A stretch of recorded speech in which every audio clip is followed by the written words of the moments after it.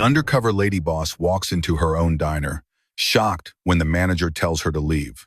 She walked in like any other guest, but little did they know, the undercover lady boss had just returned, and she wasn't here for lunch, she was here for justice. The soft morning light filtered through the misted glass windows, casting gentle sunbeams across the worn wooden countertop.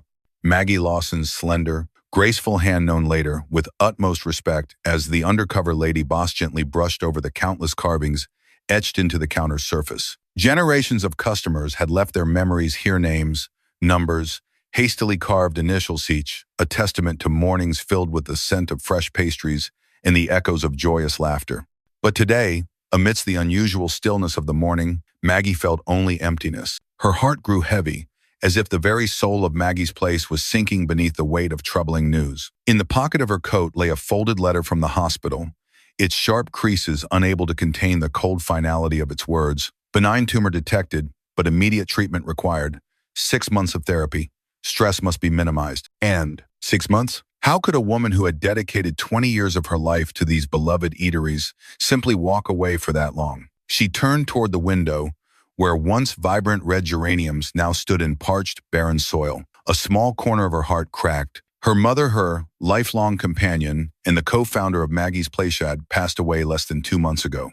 That loss, combined with the unrelenting physical pain, had forced Maggie, for the first time in her life, to admit she needed to step back. The wall clock struck 8. Elaine, her longtime manager and loyal friend, approached quietly. "Trying to memorize every last detail again, aren't you, Maggie?" Elaine smiled softly, her voice warm but tinged with concern. Maggie tightened her grip around the coffee cup, trying to hide the tremble in her hands. She knew there was no time left for hesitation. "Elaine, gather everyone after the morning shift, and call Marcus Chen into the meeting room." That afternoon, in the small office lined with old recipe books and faded picture frames, Maggie Lawson sat across from Marcus Chen, the man she had handpicked to oversee the entire restaurant chain during her 6-month absence. Her face remained calm, but in her eyes, a steely resolve Marcus had never seen before began to surface. "Marcus," Maggie began, her voice rough from too many sleepless nights, "I'm not just handing you a management role. I'm entrusting you with a piece of my soul." Maggie's Place was built on values that are not up for negotiation: honesty, kindness, and humanity. These are the principles my mother left behind, and they are the only legacy I wish to preserve. Marcus nodded slightly, but there was something in his eyes that made Maggie pause, a faint flicker of something cold and calculating. "If I hear of any changes regarding staff benefits, the menu, or how we treat our customers, I will return immediately. And I'm not saying this out of legal obligation, Marcus. I'm saying this because to me, this is home." Marcus gave a slight smile, that practiced, diplomatic kind he'd flashed hundreds of times before to business partners. "Don't worry, I understand the values of Maggie's Place," he replied sweetly, his voice like honey. But beneath that smooth tone, Maggie sensed a dangerous undercurrent, something she couldn't quite name but couldn't ignore. Leaving the meeting room, Maggie stood still, gazing through the glass window once more. Outside, the last autumn leaves rustled under the chilly winds. She let out a long sigh. 6 months. Never had that amount of time felt so impossibly long. Her hand brushed gently across the wooden sign at the entrance. Maggie's Place, where every journey can begin again. And right at that moment, an unsettling feeling crept into her heart, as if she had just handed over the keys to her home without truly knowing the person she gave them to. But it was too late to turn back. The door closed quietly behind her, swallowing her incomplete sigh into the silence. The dim neon lights reflected off the wet pavement, and the last rain of the season soaked Portland with a strangely gloomy scent. Beneath a long coat and a hood drawn over her silver hair, Maggie Lawson, the undercover lady boss, stood silently before what had once been her entire world. Maggie's Place here, rather, what it used to be. The humble wooden sign, hand-lettered by her mother, was gone. In its place blazed a glaring LED board. Maggie's Place, fine dining experience, There were no more vibrant geraniums, only cold, soulless metal planters perfectly aligned on either side of the entrance. Maggie's throat tightened. Her hands clenched the worn leather wallet, the only thing left that still held the warmth of her mother. She took a deep breath and stepped inside. The door no longer greeted her with that familiar soft chime, but instead let out a sterile electronic ping. What met her eyes was an utterly foreign scene. Cold metallic furniture, stark white ceiling lights that made the space feel tense and clinical. At the center of the lobby stood a polished display reading, "Today's Experience Menu." It featured elaborately plated dishes but not a single familiar name. No more of her mother's beloved apple pie. No Thursday veterans breakfast. And certainly none of that subtle, comforting scent of cinnamon waffles that Elaine used to prepare every morning. Slowly, Maggie made her way to a secluded corner table, the very one where quiet souls like her mother used to sit. But before she could settle in, a cold voice cut through the air from behind her, as if determined to erase any lingering warmth left in the room. "Sorry, this area is reserved for VIP guests." Maggie turned around. Kyle Hastings. Sleek gray suit, perfectly knotted tie, eyes full of calculation. The very man Maggie had once warned Marcus not to promote. And now, here he stood right in the place she had once called home as if he were the rightful owner. "Is there a problem?" Maggie asked, her voice carefully composed. Kyle's gaze swept over her simple clothes, the worn-out shoes she wore the same things that used to symbolize the founder's warmth and humility. Now, they seemed to him nothing more than a mark of disdain. "We have a service policy tailored for more suitable clientele," Kyle sneered. "I'm afraid you might find a more comfortable experience at the cafe down the street, where prices are a bit more affordable." A cold spark flared briefly in Maggie's eyes, but she swallowed her anger and simply smiled. "Oh, is that so?" Kyle leaned in closer, his voice low like a man granting a condescending favor. "You know, here we offer a different class of experience.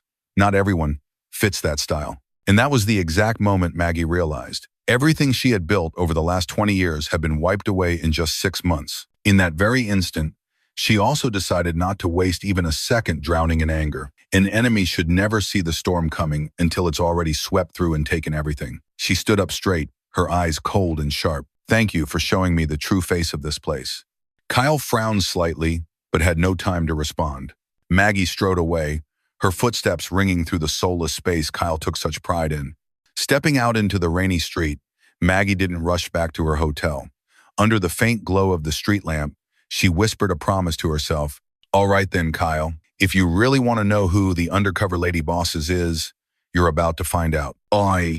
That night, in a shabby hotel room just a few blocks from downtown, the dim light cast a cold glow across the face of the Undercover Lady Boss. Maggie sat motionless in front of her laptop, her eyes scanning every line of data that appeared on the screen, each number cutting straight through her pride like a sharp blade. Revenue up 22%, but food costs down 35%. She didn't need to be a financial genius to see it. This wasn't cost management. This was the destruction of core values.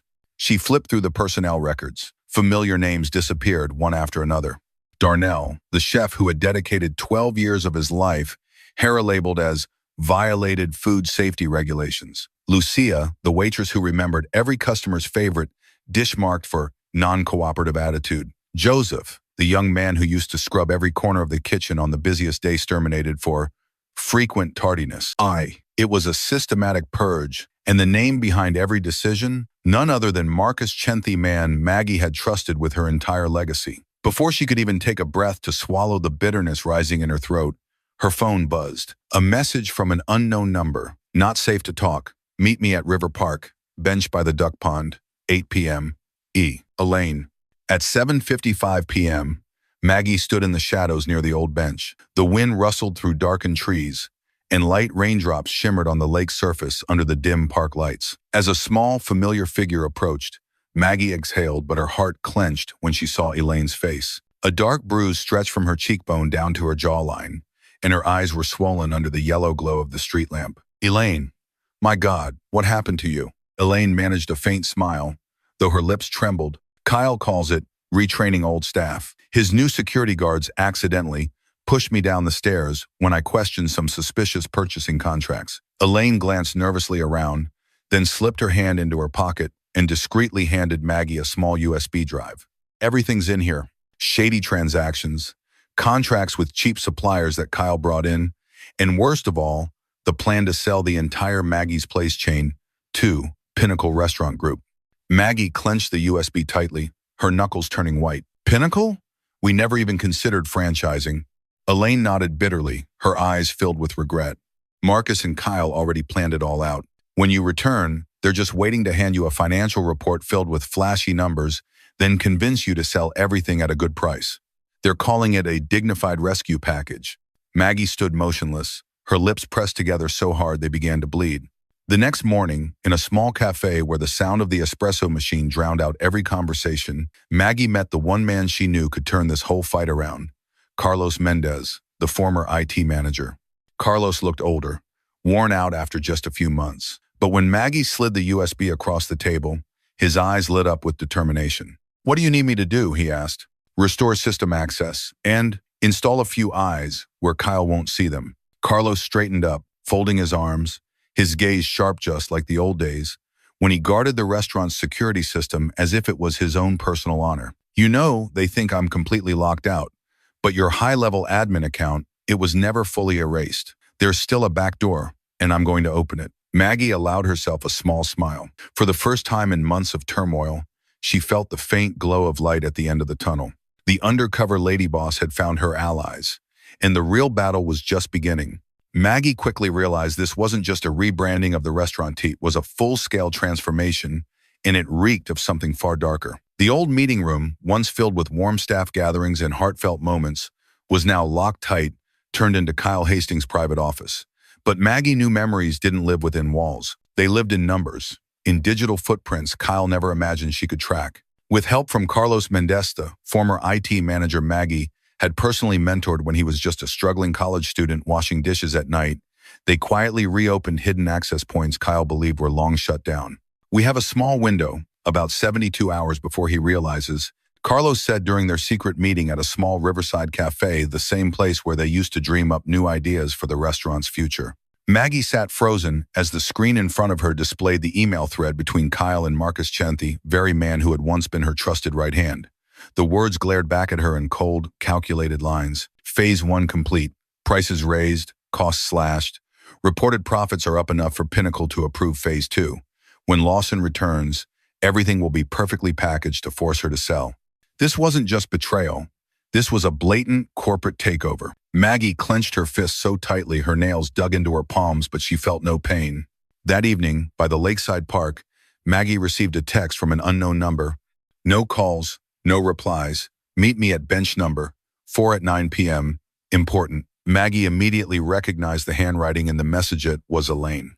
When they met, Maggie was stunned. Elaine, the once unshakable woman who had managed the restaurant with all her heart, now stood before her with a fresh bruise darkening one cheek. She had been assaulted after daring to question the erratic policy changes and unfair treatment of staff. Elaine pressed a small USB drive into Maggie's palm, its weight heavy with both hope and despair.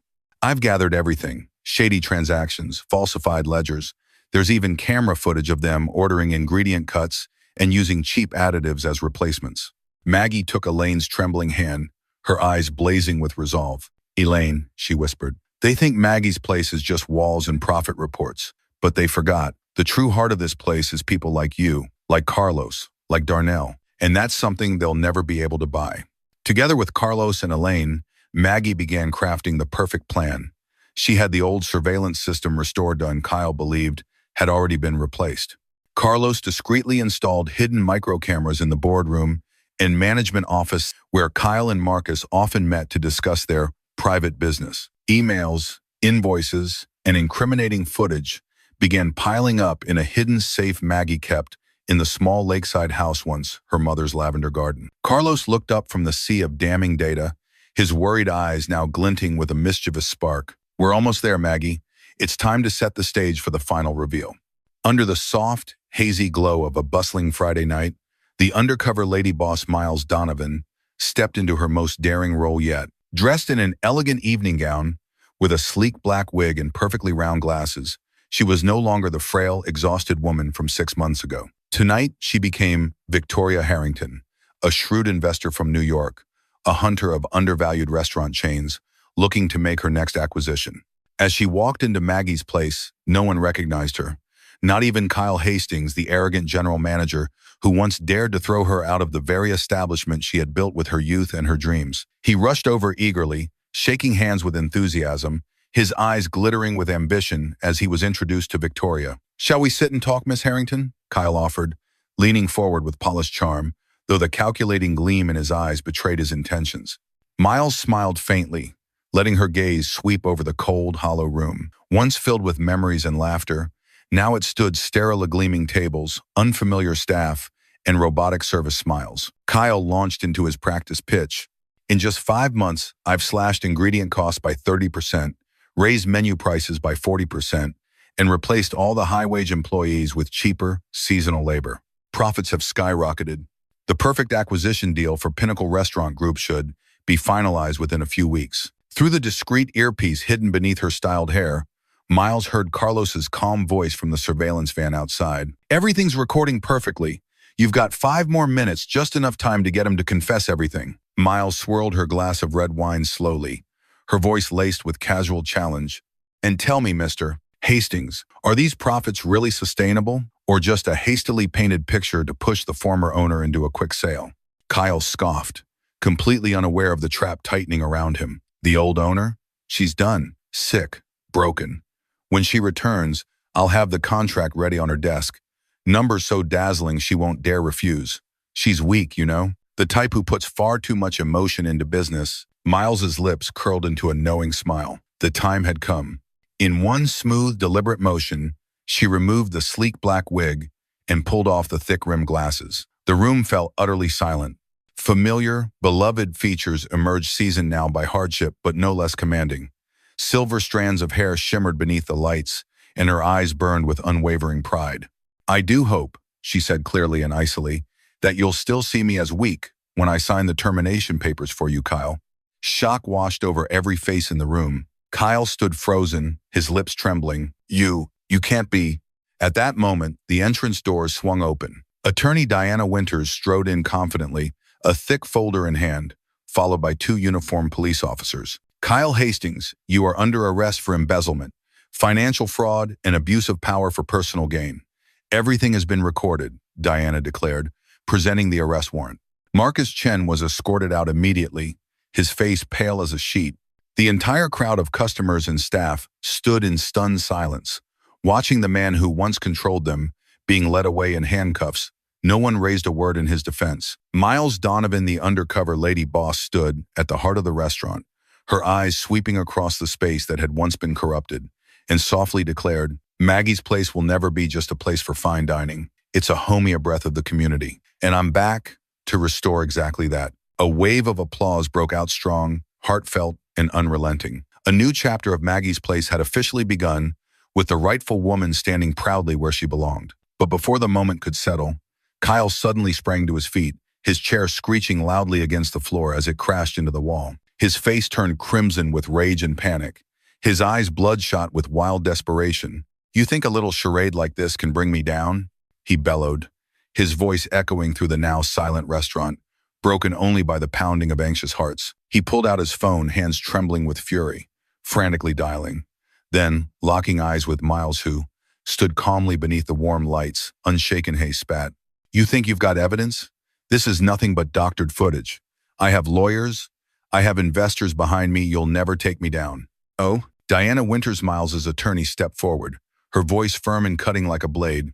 Mr. Kyle Hastings, your confessions have been recorded not only by the surveillance system, but also by 3 independent audio devices, legally authorized under court orders.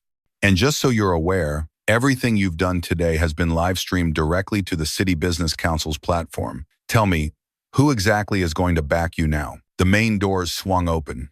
2 uniformed police officers entered, their faces cold and emotionless. Kyle Hastings, you are under arrest for charges including embezzlement, financial fraud, employee intimidation, and deliberate defamation. You need to cooperate immediately. But Kyle wasn't done yet. In a final desperate outburst, he hurled his phone violently to the ground, shattering it into pieces, and sprinted straight toward the emergency exit. The officers moved instantly.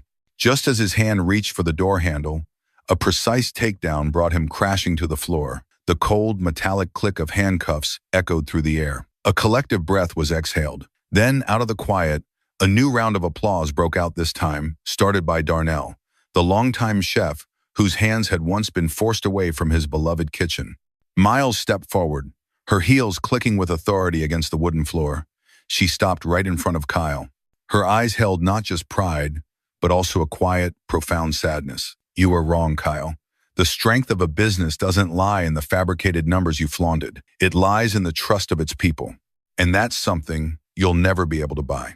Kyle struggled in vain, his eyes filled with hatred as they darted over the faces of those who had once been his subordinates now standing tall, their gazes proud as they looked toward their true founder. As the police vehicles pulled away, Miles turned to face both the old and new employees' faces filled with worry and emotion. She took a deep breath and smiled gently. Now, we start over. But this time, without the darkness. The door chime rang, but this time it didn't signal coldness or cruelty. It heralded a new chapter. A chapter of honesty, renewal, and a brighter future than ever before for Maggie's place. After the storms had passed, the golden light of a spring morning spilled across the windows of Maggie's place. For the first time in months, the cafe once again filled with laughter, the clinking of cutlery, and the familiar aroma of freshly baked buttered pastries mingling with the rich scent of roasted coffee. Miles Donovan, the undercover lady boss, stepped out from the office, her gentle smile glowing under the soft morning sun. From her coat pocket peeked the embroidered handkerchief her mother had left behind, a small symbol, but enough for many to realize Maggie's place is truly back. Darnell, his hands now steady and his face beaming, stood proudly in the kitchen, wearing his freshly laundered apron, his smile no different from the very first day he had entered this place. Lucia, who had always remembered every customer's favorite order and life story, quietly pinned up old photos on the memorial wall, reviving the cherished memories of the community. At table number 3 by the familiar window seat, Harold Jenkins, the 85-year-old veteran, held his coffee cup tightly, his eyes misty. He whispered, "This is it, not just a restaurant, but a home." In front of all the staff and loyal customers, Miles invited Julio, a quiet, loyal head chef, to step forward. The man looked slightly overwhelmed as he accepted the thick envelope handed to him personally by Miles. "Julio," Miles spoke, her voice warm and resonant throughout the room, "you are not just the heart of this kitchen. You are the one who preserved the very soul of Maggie's place when I was gone. I've owed you something for a long time, and today, I'm here to settle that debt. From this day on, you are officially part of Maggie's Place, not just through your work, but through your rights and your honor." The cafe erupted in thunderous applause, while Julio, the man who had dedicated over 15 years to this place, simply bowed his head low, his shoulders trembling gently with emotion. Danny, the young man who had once stood timidly in the corner of the cafe, strode confidently across the familiar wooden floor.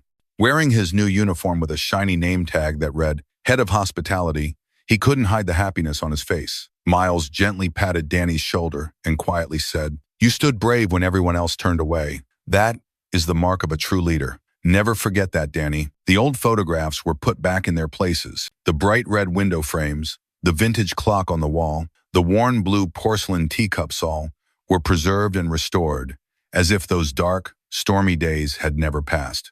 The memorial wall wasn't just restored, it was expanded, now including a special corner honoring all those who had contributed to the story of Maggie's place. Among them was Miles's mother, remembered with a simple inscription, "The one who lit the very first fire in this kitchen." And, at the end of the ceremony, Miles stood alone beneath the large window, gazing toward the setting sun. The scent of freshly baked pastries mingled with the warm aroma of old wood, and the sounds of laughter echoed throughout the cafe.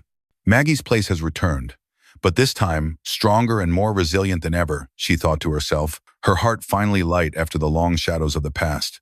Morning light streamed through the window, casting a golden glow over the restored memorial wall. The old clock ticked steadily in the still air, signaling the hour to open. And then, as if in a scene straight out of a movie, Miles Donovan, the undercover lady boss, was not dressed in the formal business attire people might have expected. Instead, she wore a simple white shirt, soft leather shoes worn down at the heels, and her mother's embroidered handkerchief tied gracefully around her wrist. She stood before the entrance, her hand trembling slightly as she reached for the open sign, freshly painted in that familiar shade of deep burgundy red, the color of cherished memories. "She's back?" The soft murmur rose from the crowd gathered outside. But it wasn't just customers waiting there. These were people who had once called Maggie's place their second home, former employees who had left in sorrow, elderly patrons with their faded hats, those who had fallen on hard times but had always found warmth in this cafe. Harold Jenkins, the 85-year-old war veteran, stepped forward first, his wooden cane tapping gently on the stone path. He stood before Miles, removed his weathered wool cap, and in a voice rough with emotion said, "We're home now, aren't we, Miss Maggie?" Miles squeezed Harold's hand tightly and smiled, her voice choked with emotion. "We're home now, Harold." In the hush of the moment, Miles invited Julio to step forward. The old head chef, the one who had silently carried the soul of the kitchen through all the stormy years, stood amidst a thunderous applause. Miles solemnly took out a small wooden box and carefully unwrapped a bundle of documents tied with a red silk ribbon. "Julio," she said, her voice resonating through the hall, "there are things in life that can't be measured by money. You kept the kitchen fire burning when everyone thought it had gone out. Today, I'm not only giving you 2% shares of Maggie's place, I'm giving you something more valuable on her. And that is the greatest pride we hold in this house." And a tear rolled silently down Julio's weathered cheek. He bowed deeply, clasped Miles's hand, and could only utter one sentence: "Thank you for giving me a family." Danny's footsteps echoed across the wooden floor, each step a triumph over the fear he once held. In his new uniform, the polished name tag reading "Head of Hospitality" gleamed under the soft lights. Standing before everyone, his voice trembled with emotion. "The day Kyle threatened me, I thought I was invisible in this place. But today, I realize that when even just one person stands up, a whole community can rise. I will be that person, and I will never let injustice walk under this roof again." The room erupted in applause, so loud and heartfelt that Danny blushed fiercely. It wasn't just about repainting walls or replacing signs. Every corner of the cafe was restored to its true meaning. The old photos of loyal customers returned to the walls. The memorial wall was expanded, now with a black and white portrait of Miles's mother and a hand-embroidered inscription: "The one who lit the first flame." The vintage cash register that Kyle had discarded was found and placed back at the counter as a declaration. "Here, memories are worth more than profit sheets." The classic golden lamps cast their warm glow once more, making anyone who stepped inside feel like they had just come home after a long, tiring day. As the last rays of sunlight faded gently beyond the windows, Miles and the staff gathered around the large communal table. No one sat as superior or subordinate. Here, they were simply people who had weathered storms and now held each other's hands, standing tall once again. Miles raised a cup of herbal tea, her smile serene and her voice steady. "We didn't just win back Maggie's place. We proved something far more important. No matter how deeply good values are buried, one day, they will be found again. And they will forever be preserved by those who know how to love." 3 months after the grand reopening, Maggie's place was no longer just a restaurant. It had become a symbol, a living testament to revival. That afternoon, the sky was crystal clear. Golden sunlight poured gently over each leaf like honey. From the small street, the familiar doorbell chimed, mingling with the laughter of children eagerly competing to pick the biggest cookie from the glass jar. The memorial wall now held new photos of elderly customers who had passed away. Beside them was a birthday card from a little girl who had just turned 5. The past and present intertwined, so that everyone who stepped into this place felt like they belonged to something enduring and familiar. In the kitchen, Julio stood by the large soup pot, his aged hands still moving with grace and precision. The scent of herbs, cinnamon, and a hint of star anise wafted through the Ira flavor that anyone who'd ever tasted could never forget. At the service counter, Danny, now confident and mature, was showing the younger staff how to smile at customers, not as a protocol, but as a heartfelt greeting. That evening, Maggie sat on the old wooden chair out on the porch. A cup of herbal tea in her hands radiated warmth. Soft yellow lights streamed out from the windows. Voices mingled with the gentle melody of a piano playing from the corner of the room. She looked around at the familiar and new faces alike. Elderly folks, young children, couples holding hands, and even those who once left in disappointment, now returning home again. So, this place was never just a restaurant, Maggie mused. It was a haven for weary souls, a sanctuary where people could find peace amidst the city's chaos. A place where those who had fallen could rise again, starting simply with a warm bowl of soup and a sincere, uncalculated smile. Beside her, the new signboard glowed gently under the streetlight. In one corner, a small butterfly had been added, the symbol her mother once loved. Her mother's voice seemed to echo in the air, warm and full of love. "A legacy isn't built alone, my dear. The strongest foundation is always loyalty and trust." And indeed, that was true. Maggie's place was never built just with money, but with people who knew how to love, how to forgive, and how to stand together to protect the good, no matter how many storms they faced. The story closes with one final frame. On the menu board, just below the words, "Today's Special," a small handwritten note reads proudly, "The real secret ingredient in this recipe is love. Without love, all you're selling is food."